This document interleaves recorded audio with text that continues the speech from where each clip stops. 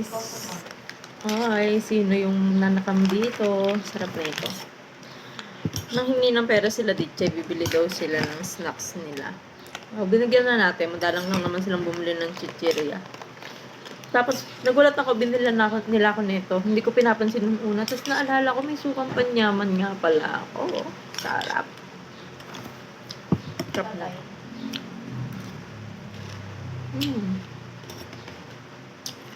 Good luck. Pero masarap din to nung yung suka lang, tapos didikdikan mo ng bawang. Sarap din nun. Bakit? Oo nga, gusto ko yung amoy. Sarap din to ng pulutan. Oy, wag kayo.